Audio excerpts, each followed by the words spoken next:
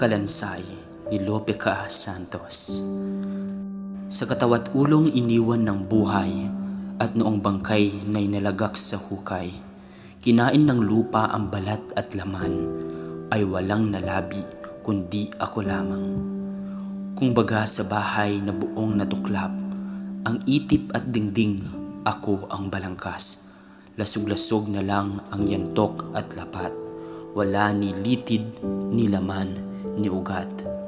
Bungot buto akong sa pagkakabaoy, huling binabawi ng mga panahon.